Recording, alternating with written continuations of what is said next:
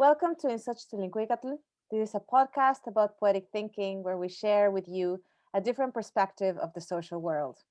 Every episode, we take a topic or a concept and we use the lens of philosophy, psychology, mythology, and art to analyze the wonderful horrors of the modern world.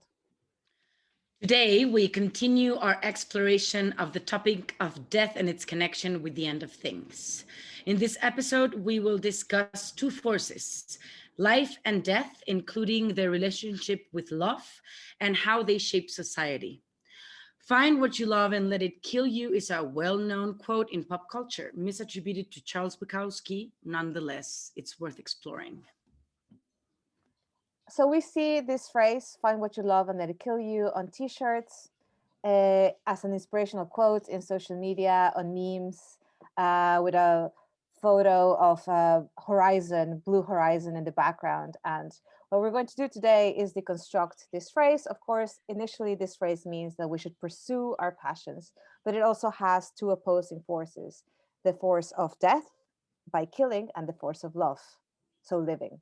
And in this sense, we of course have to go back to Sigmund Freud, the founder of psychoanalysis, and talk about his very controversial death drive, Thanatos. Is it And very controversial? yeah, because it's been like a lot of psychologists and psychoanalysts wanted to discard it and went against it and said that this was not a thing that exists in humans as like naturally as an instinct, right? And then we have, of course, the one that we do like, which is the drive to live, To live. the sexual drive, the libido, and Yeah. therefore Eros. So we're going to talk a little bit about the beyond the pleasure principle and also civilization and discontents. In civilization and discontents, Freud talks about the Eros and Thanatos in terms of civilization and society. And in Beyond the Pleasure Principle, Andreita, what can you tell us? It's more concerning the process of one individual and the multiplication, nature's multiplication of life, and how we've inherited these traits that makes us defend ourselves, which means to stay alive, but how these defenses are related to a previous drive or desire, which is, what am I doing here? I should die. So, where do we see? Do you think the libido, the like in society, the eros? Um, Well, with Freud, let's Freud and many disciplines use words of mythology to or religion to explain their own paradigms, and this is the case with Eros and Thanatos. I would like to start there before entering the Freudian territory, mhm. which is Eros can be read as a god and in origin, as well as Thanatos. And well, as all gods, they have mostly various versions of their, well, as most mythological characters, of their birth. And in this sense, Eros is in one myth, it's attributed that he is born of Venus, but in the Hesiod myth, in the Theogony, Eros is one of the fourth primal gods. So it's the earth, the sky, uh, the below, the hell, The underworld. the underworld, the Tartarus, and Eros. And in this sense, Eros has this tonic quality, which is ambivalent. Eros in mythology is not necessarily related to staying alive or things or love as a certain following a certain Christian morale, for instance. Mhm. And Thanatos is also, well, the god of death, and well, that's it, just a different dimension. It's concerned with the dying and nothing, not necessarily with wanting to die, which is what Freud puts behind the thanatic drive, the death drive. That difference being said or stated between what can mean the erotic in a mythological sense or in a psychoanalytic sense, as well as the thanatic, I will move to Beyond the Pleasure Principle, where in that essay, which I kind of quoted on the last episode, Freud proposes the following image, which is there was death. Death is what, the death. There was nothing. There was, or that is like the Freudian nothing, death, deathness. And suddenly life erupted, interrupting death. And the first thing that thing did, he says, it has to be to regress. That has to be the first defense regarding life, like life's obstacle. And regression, for the first thing that interrupts death, regression, what's before this life is death, for this thing that has newly erupted in the dimension of life, which for Freud is interruptions in the vastness of death. And the vastness And of silence, which is also yes, like a this very, silence, yeah, the silence of death. yeah, and which is very very typical of the Western symbolism: death, silence. We will maybe later link that to why um, the certain goddesses are also linked to death through the fact that they don't speak too much, for instance.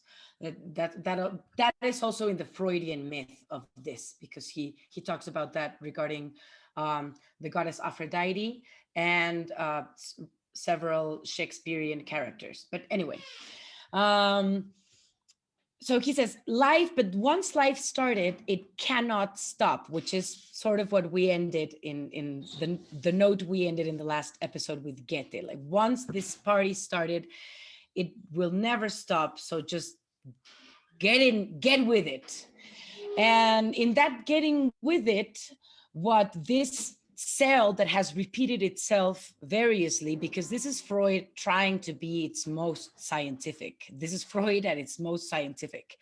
This constant repetition of this replication of the cell, because of the love drive, of the life drive, sorry, uh, in this process, the cell acknowledges something, or the living thing acknowledges something, which is, I will die, I will perish. This is the destiny, to perish. I will perish by my own means. That becomes the chosen destiny.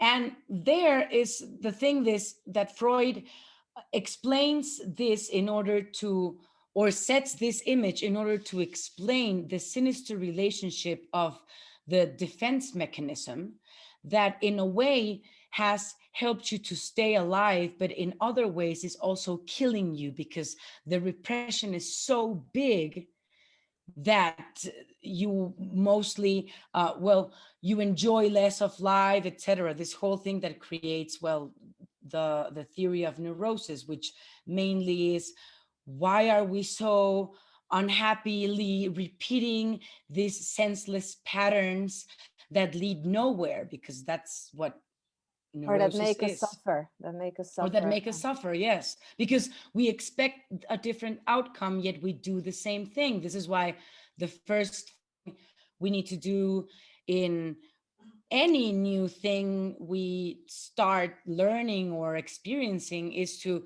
let the guard down, which is the first thing Freud will talk about in the clinic process, which is, there is so much resistance of the self to experience new things, because it has attached this repetition of defenses. uh, it completely linked to its survival, and that is not necessarily the case, because most of these defense mechanisms, this is the paradox, yes, they let us live, but they're also the result of a lot of um, misreadings of reality. And in this not wanting to step away from the repetition of those habits, we also prevent the dissolution of what we believe to be a unity, right? I think this is also what Freud says in terms of the pleasure principle and the reality principle. And the reality Oh, principle yeah. is when, like, so just to explain a little bit what this means in terms of unity. Um, the ego, or our, we understand ourselves as unified continuous beings, and we can think about this in terms of identity, of social identity. I believe that everything I do makes sense, and that there's a reason for the things that I do, and my personality has to do with my interests and my passions, and my passions have to do with my profile on social media, and so on and so forth. So we experience ourselves as a unit, right? So when in order to welcome the, or to let our guard down and then have an interruption of those patterns, or of the things that I believe, that presents that unity potentially as vulnerable, right? Right. So, in this sense, what's this is important because Freud will relate this fear of annihilation to the in the Oedipus complex to the father, for instance, which is also, according to Freud, the the setter of reality in terms of family. Can I just Uh, contextualize before you go into the father and the idea of the self, yeah. just to make a distinction between our idea of the self in the West and our idea of the self in Eastern cultures, for example, China. So I said that we understand ourselves as a unity, right? And so in that case, if you wanted to visualize the self, you could think of an avocado, right? Where the pit of the avocado is what we understand as our soul. And of course, Sigmund Freud is coming from this Western tradition of like the essence of who we are exists as individuals, right? Your soul or your personality or your mind, or depending on whether you're talking about a religious or a secular, scientific, quote unquote, context. Whereas in certain Eastern cultures, for example, in Chinese Confucian tradition, in the Chinese Confucian tradition, the image is more of an onion. Mm. So that the onion has different layers, right? So each There's layer no is, center. There's no real center. there's no pit, right? So Yeah. it's like if you peel the onion, so the whatever the outer layer of the onion would be, maybe you are a civil servant, and then the next layer you are a father, and then you are a husband, and then you are a son, and then you are whatever, the member of whatever community, right? And if you peel all these layers off, there is no self. So when we're talking There's about, nothing. there's nothing. So if we talk about the reality and the pleasure principle with Freud, we are starting from the assumption that there is a unity at the core of who we are, and the fear of annihilation comes from the idea of Yeah. Yes. unity. Yes. Something like this. And definitely, this is also why the post-Freudian school of psychoanalysis, in particular, Juliet Mitchell, in her book *Madmen and Medusas*, will say that the death, the origins, well, hysteria has been genderized, and we must degenderize hysteria. And she goes way back to this essay of Beyond the Pleasure Principle, because it's this fear of annihilation regarding not only the father in this sense, in this traditional Oedipal complex context, but also the lateral relationship.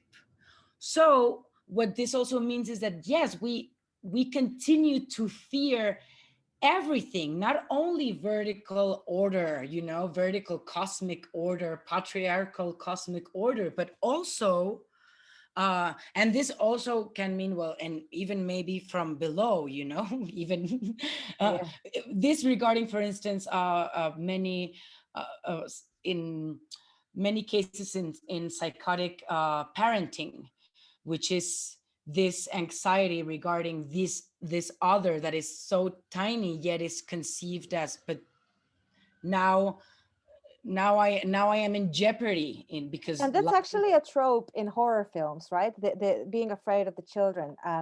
If you guys have watched the Babadook, that yeah, it's horror film, came out, I I think, haven't, but I've a been few I've been years ago. spoiled by my students. And the mother is at some points afraid of her own son, and this is like a common, it's meant to be very like anti-natural to be afraid of your own children, but at the same time, it's a common trope in terms of this, like what you're talking about. And oh yeah, Yeah. and I have another example that also follows this, because that the Babadook follows the vertical relationship between mother and son, which is Mhm, a bigger thing and a smaller thing. mhm, And for instance, the orphanage, mhm. no, the orphanage, that's the word. Yeah, the orphanage. The orphanage, maybe that's not the word, well, the not the name of the movie, which is it was produced by Del Toro. I don't remember the name of the It's the director, I'm orphanage. sorry. Okay, good, the orphanage. Well, she's a mother indeed, as we see the character as an older woman. If you haven't seen it, go watch it. We meet the character as an older woman, but her fears are completely childhood bound. And in that childhood, the he who might annihilate me, which is this little kid called, I don't remember the name either, but the one that wears the mask, Mhm, uh can is the one that frightens me, that can annihilate me in the fantasy. And there is no, I mean, she's not afraid of the foster of the lady that's in charge of the orphanage, but of someone that is just like her, or mhm, could be just like her. And the terrific thing is that in the end, because she constantly sees this kid with the mask and she thinks this house is haunted, it was her son mhm. wearing the mask that he found, Right. which is that she hasn't, which, well, what Juliet Mitchell would say is she is hysterically fixated in this past, which doesn't have to do with the Oedipus complex, because this is what Freud does. Freud links the Oedipus complex to this, because of this fear of annihilation through the father or the mother. And Mhm, what the anti-Oedipal school of psychoanalysis says is this fear of annihilation can come from not only this is not a fixated myth. It might be your myth, Sigmund Freud, but it's not for humanity.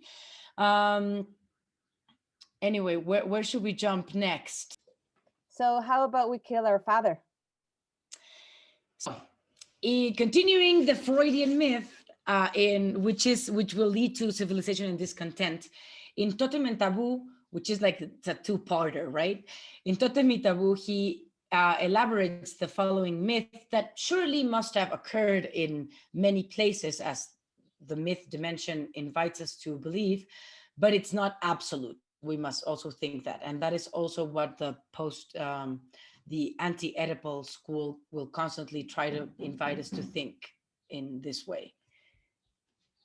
So Freud will invite us to think upon another image, which is uh, the ganging up of the siblings to murder the father. He does talk about sibling rivalry, but not in the extent that Juliet Mitchell says we must reconsider thinking in terms of the death drive, etc. But anyway, he does say this: the siblings see in each other not the enemy, but the possibility of gang together against the enemy. Freud will say that only for men, but this could also be thought in terms of just what is above and what's below in Mhm, terms of power. Anyway, so after the killing of the father, the guilt this killing provokes is what will lead to the obsessive compulsive projection of God, mhm, of God's all seeing eye. And the law of the Father, the law of God, will be installed. So, in relation to this, from Totem and Taboo, Freud talks about, just going back to the death drive and the sex drive, the way the death drive expresses itself. So, Freud says that, of course, we are internally predisposed to aggression, right? And that there are two reasons that we created society and civilization. One is because we need to work together, and that involves the killing of the father as well, in terms of like creating a morality or a conscience. But to work together to deal with hardships, like weather-wise, or like in We terms of must stand together. we will stand together, and also create society to protect those who we love, or the object of our love, which could be family, or is the base of that is the family, right? So if you think about the sex drive, or the drive to life as the drive to build something, to create something, to create not just life in the terms of like the The child. what results from sex, or what can potentially result from sex, creating life, but also this drive is exponentially applied to everything, right? To build, It but generates it generates. But at the same time, we have the opposing force, which is um, we want to create life, but we also want to control it, and and we destroy want to it. build in nature, but we want to control it. And by controlling nature, we are also risking the annihilation of that and of ourselves. Um, so when we talk about the death drive, we're talking about that they're never separate, right? We talk about Eros and Thanatos as separate forces, but in reality, there is no occasion. There's very few occasions where they not don't stand next to each other, right? And if you think about it, like in simple terms, in our individual lives, desire to create, to study, to get a better job, to have a relationship, to have friendships, it's often goes hand in hand with, becoming workaholic, having too much work, inflicting our aggression onto those who we love, and And so, ourselves, because we tend to smoke. If we're smokers, we tend to smoke more, sleep less, eat shitty, this whole thing. Because to engage with responsibility into passion, which is these decisions we do, like to make a career and etc., uh well, it takes an ethic that sometimes we're not willing to do, which is, well, maybe you need to reorganize, so just a different set of life rules, or of a morale. There is what Freud would say, because this, in terms of the pathology of psychic maladies, which was Freud was studying, in terms of why, if civilization is one of our biggest creations, etc., it has this, what he discovers is it has this sadomasochistic in its origin, yeah, and it's he completely unconscious, and that he is says maybe that. the reason why we end up killing ourselves with what we love without Right, knowing. right. And also he says that like man, and man as in human beings, trade happiness for security, for the security of the collective, right? And so this aggression that they would have exerted out physically to others, it becomes internalized in the ways that you mentioned as well, by smoking, blah blah. But it becomes internalized aggression, and this is where he says comes our sense of guilt, which we were kind of talking about before we started recording. um, why, as Westerners and Catholics that we are, um, guilt is such a powerful emotion. And of course, he draws this back to the father as It killing the generates father. society. If you don't have guilt, you don't Exactly. work together. You It don't. allows society to survive. There is this internalized notion of what is incorrect or what is evil, and he also talks about it in terms of like this death drive, it being internalized, the need for punishment. So why do I? And this is very interesting, because he gives an example in Civilization and Discontent about how people justify to themselves that something bad has happened, and they're like, oh, I must have done something wrong. And we see this like this kind of like irrational thinking, Yeah, uh, magic thinking, magic magical thinking, thinking, right? Like, magical oh, thinking. like or uh bad things come in three, right? Like, so one, Yeah, two, three, and like which now is I'm done. yes, It's now very I'm done. close to this kind of thinking, which is okay, so if something happened to me is because I was bad, or like even like like this idea that like there is going to be retribution, no, just No retribution. retribution. Yeah. um and it's not, This is it's why you mythical. sacrifice. This is why you sacrifice to Exactly. God. So Yeah. God will not, take his retribution, which because It's it will. mythical, it's not rational. It's not Yeah, it's mythical. It's not rational. Yes. and one of the other things that he says, that is also part of, um, well, a lot of other philosophers have talked about this one clause, which is love thy neighbor as much as you love thyself, which from the Bible, right? Yeah, and Nietzsche will say, "I will look for the one who's not here." And I mean, this is a very well, not controversial, but very criticized in philosophy. This quote, because what Freud's take on it is there is nothing that goes more against the human nature than loving another the way you love yourself, especially your neighbor. It's Yeah. completely like, it's not something that you a conclusion that you jump to. It's No, this is no. Sorry. Yeah, no, it's meant to go against that aggressive impulse. Like, it's meant to be that cultural superego. It's meant to prevent you from, like, like, and we feel this aggression all the time. Like, I feel it literally every day, like, so when somebody frustrates me at work or whatever, you're like, can I just like make this person disappear? And like, sometimes we fantasize about having like conflicts with other people and engaging with in discussion and argument. And if I was there, I would tell them all these things. And it's And what just do you do? You smile. of course, and it's very entertaining. But this is no, but also you smile because that you do that. We do that as an apotropaic um, rasgo. How do you say Feature. trait? A feature. Yeah. An apotropaic is to show exactly the opposite to the other that we think can produce us wrong. So, for instance, there's a vocal method for acting that's called Linklater. That it's was founded by Christine Linklater, who she passed away not so long ago. And she a feature to work the technique. It's this, which is, if you're not, for those who are only listening, what I'm doing is I'm doing a wide smile. My cheekbones are really high, my eyes are really small, my eyebrows are up as well. And she calls this the animal smile.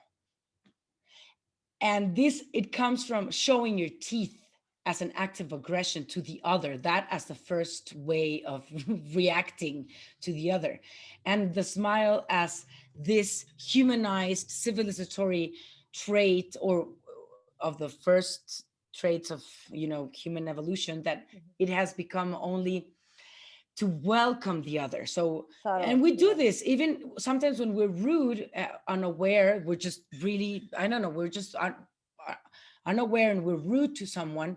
Immediately, to correct, we will smile to invite again and say, no, I'm sorry, here, I'll show you my teeth. When in the rest of the mammal world, show you my teeth means, okay, you're on it, are you on it, are you the one that's gonna kill me? Yeah. Anyway, And I just wait. to, sorry, Yeah, no, you. just to give one more example of this, mm, daily death drive versus the drive to life, more relevant to our um, current, still current state of pandemic, is that, and also not to feel guilty or ashamed of these kind of aggressive thoughts.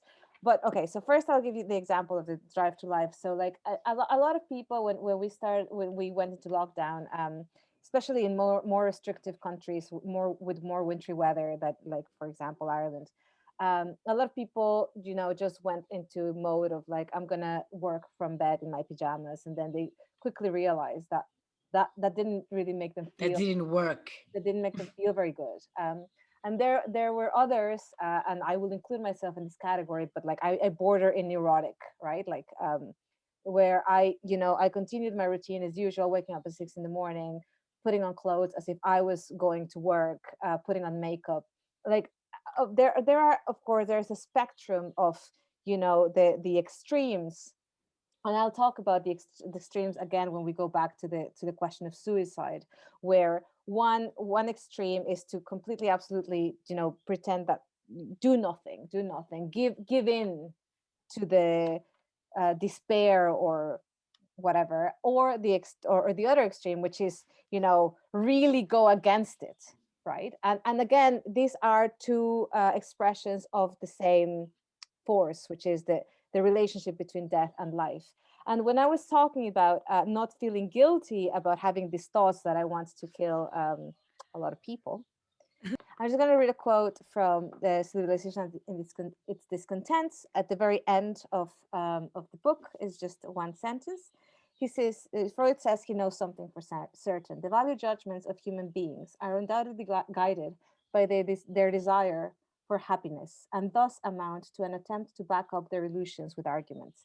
So what he's saying is that uh, the moral judgments that we make, for example, I shouldn't really be thinking about killing anybody in my family or in my work or whatever. Or myself. This, not to judge these morally, because in any case, these are just an expression of my desire for happiness, and not to and not part of me still not wanting to comply with what society expects of me. So we're always going to have this kind of like ambivalent relationship with this conscience, with this cultural conscience in a way.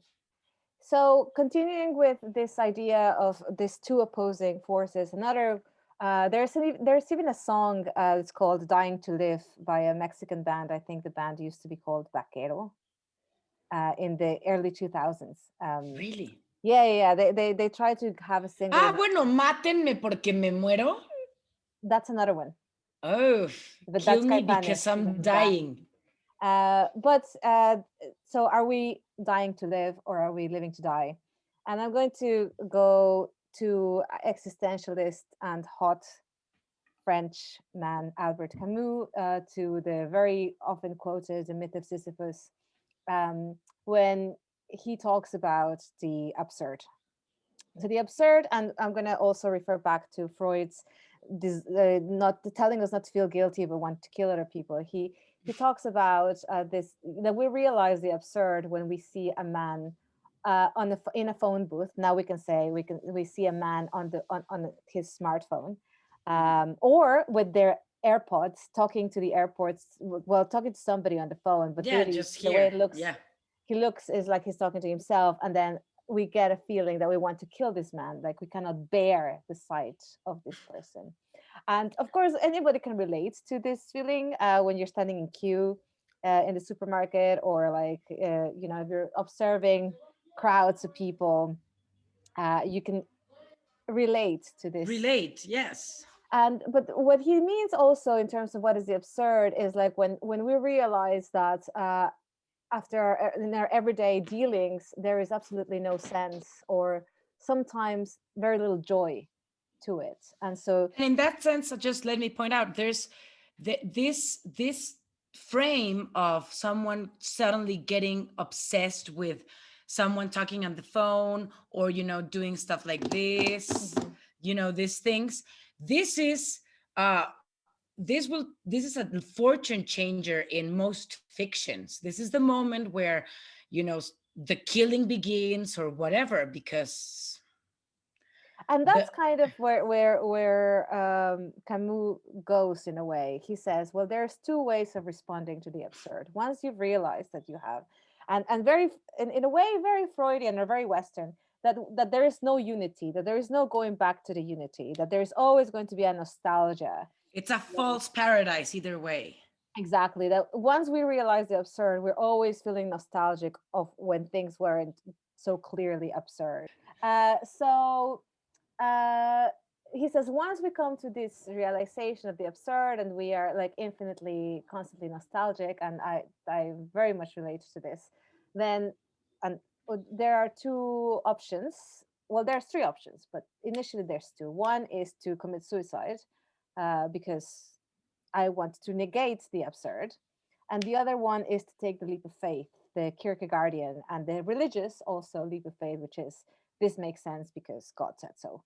Um, or this makes sense because whatever other metaphysical reason that you want to come up with that gives sense and meaning to your life, that being veganism or whatever Yes, also. that you want That's to right. That's ascribe what, yes, to. that's what George Steiner says about psychoanalysis and Marxism that we spoke, I think, in the last episode as well. How they have this kind of religious structures, even though they try to be really scientific. And in that sense, yeah, so veganism also kind of has this drive to a false paradise. Any kind of ism that gives, Ism. that Humans, we do this. We born do to this. do this, born like this very Born to again fail. western idea that we are born to do something, right? Like I was Oh born yeah. to be whatever filmmaker, but no, you were not born to do anything, sweetheart. Just Yeah. settle down. And so he thinks that these two extremes are the two responses of the absurd towards the absurd, but that the real one, of course, as the existentialist that he is like to fully embody the absurd and say, well, nothing has meaning, and I'm going to embrace the meaninglessness and the void and the silence, the irrefutable silence of the world, which is what we're also talking about in terms of death. And so he brings up the myth of Sisyphus, which you might have a more complete version of who Sisyphus was, but he is sent to the underworld to have push a rock up a hill and then walk with it back down and push it again, and then so. Do you want to say a little bit? The only thing that I will say is that the underworld is known for this uh eternal punishments. Mm-hmm. And Sisyphus is famous for his eternal punishment. And yes, it's linked because since he does this repeated action, it gets linked to, well, to our day to day. Right. And yeah, and so what Camus says is that the point that is not talked about is the moment where Sisyphus walks back towards the rock, and he walks back to what he believes quite nicely and poetically in a resolute way towards that rock that he'll push again, and that's where the famous line comes from. One can imagine Sisyphus happy, because the idea that he wants to convey is that we should find happiness in this daily pushing the rock up without any meaning to the rock or to the pushing, really. Well, what's interesting is that he's being punished because he tricked death. Right. He tricked Thanatos. Mm-hmm. Or in some versions, or even, but gods concerning the underworld, Hades, Thanatos. So in this sense, you can't trick death. So this is also an interesting thing to put to bring to the table in terms also to the fact that, yeah, to embrace this void is also to embrace that life is punishment, Right.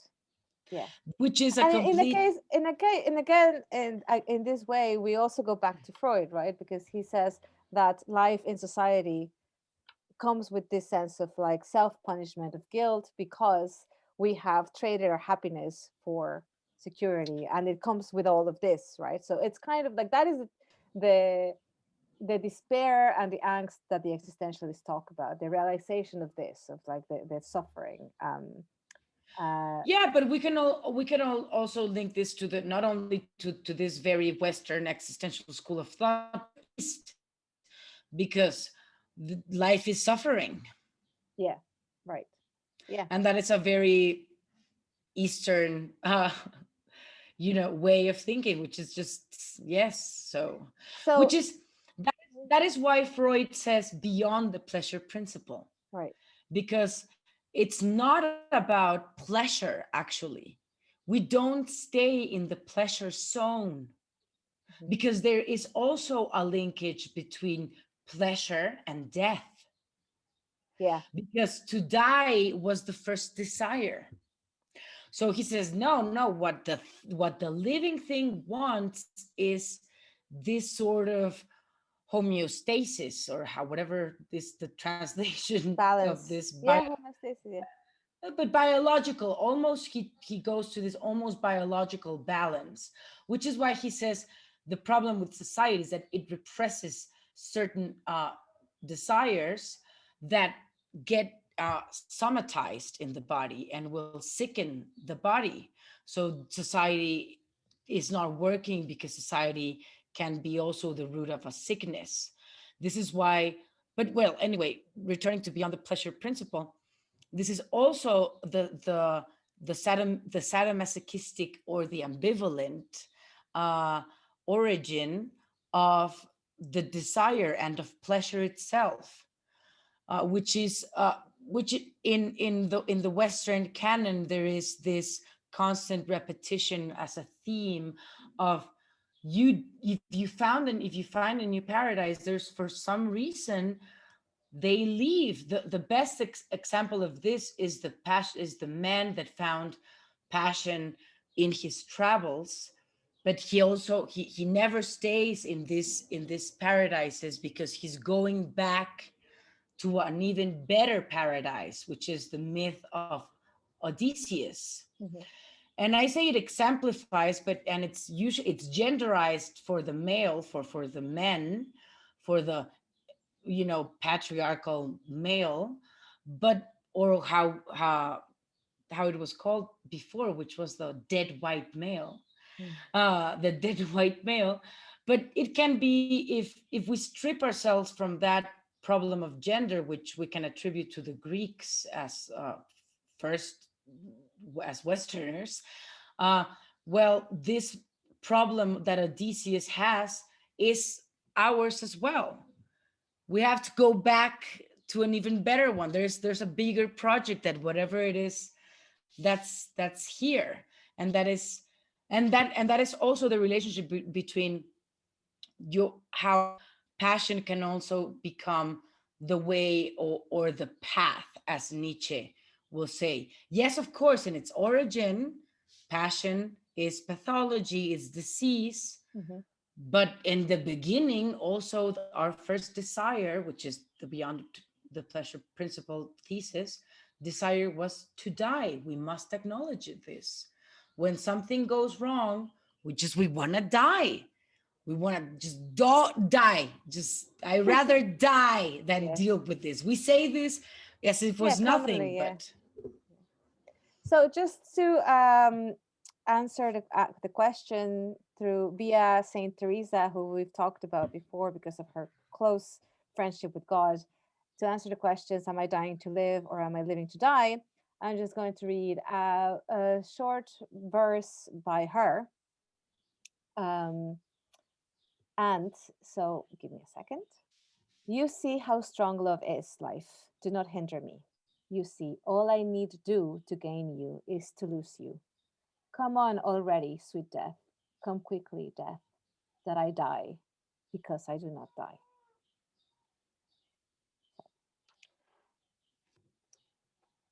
yeah, the union, because the union, death is the union to the paradise, is going back. And but that is why in the Christian or Christian Catholic tradition, suicide is a mustn't. So she will stand in this agony that gives her pleasure, because if she stays in life, she has this self, this identity to worship God. So, and that is what we must do once we are alive. This is why ethically Christianity or Catholicism, well, yeah, Christianity goes against suicide, but not the beginnings of Christianity, not the Gnostic sects, which we also talked about Yes, in the last time. beginnings and ends in Mhm. eschatology, which will also take it to their own personal death. Actually, they do see suicide as a way, as a manner of the highest mystical experience, and a must, because it it shows that the onion thing.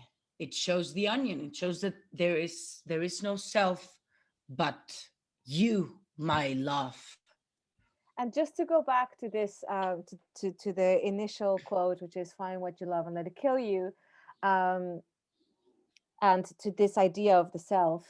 This is a very, again, evidently a very Western understanding of what how to live.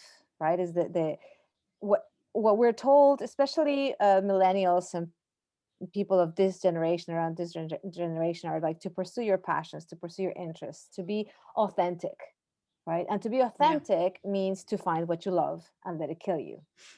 And once again, going back to the onion, this is not necessarily the idea of identity that's always been around before. And we can think about this in terms of Mexican society as well. What was most important, it was to fulfill the role of the mother, fulfill the role of um, the eldest brother, for example. That, like, at least in my family, it continues to be extremely important. Like what the And eldest you brother. even have a grandfather, and still the older brother wins. I had a That's grandmother, and then the oldest brother. Yeah, yeah. yeah, yeah. Exactly. So it's the so we switched, and we are going to have a specific episode to discuss these changes in how we understand identity, from this idea of the fulfilling a certain role to being authentic to oneself, to being true to oneself, right, and pursuing one's passions, which, as many millennials have found out, including myself, pursuing your passion does not necessarily mean that you're going to pay your bills. Uh, No, and that it might kill you because you can be stupid, as Nietzsche will say. All passions have a phase when they are merely disastrous, when they drag down their victim with the way of their stupidity. In view of the development of stupidity in passion, war was declared on passion itself. Its destruction was plotted. All the old moral monsters are agreed on this. Il faut tuer les passions. Destroying the passions and cravings merely as a preventive measure against their stupidity. Today, this itself strikes us as merely another acute form of stupidity. We no longer admire dentists who pluck out teeth so that they will not hurt anymore.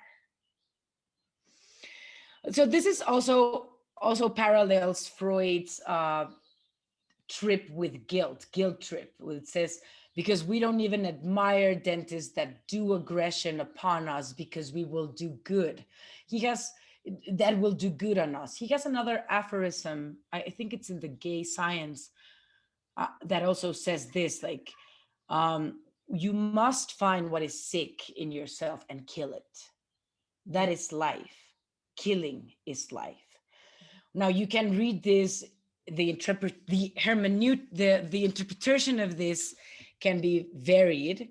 And this is why also Nietzsche, as many other poets and philosophers, have been ill associated with sociopaths, or what was once called Right. sociopathy. Right. Yeah. And also we see Nietzsche here again, as we said, defending passion as a way of life. In this sense, this is why it's so important for him, the Greek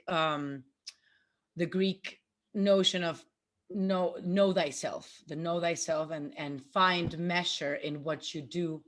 So well, yeah, so you enjoy this, yes, tragic and maybe absurd existence. Anyway, And also, he's sorry, to yes. a part of the affirmation of the passion, like you said, coming from the pathological, is to have to again have a balance between the passion that revives and the parts that Yeah, kills, that yes, should the what very should be killed. Dionysiac thing of the regeneration, of how an affirmation of passion can also be regeneration, right? Sorry. Yes. And also, I was just going to go back to the psychoanalytic tradition of, in order to live better or more consciously, we need to become aware of the parts that of us that we should kill, that we Yeah, should and that pluck we're out. gonna die as well, that we've also discussed in other episodes. And in this sense, what I find very chilling in terms of, for instance, propaganda, well, no, publicity, it's not propaganda. Publicity.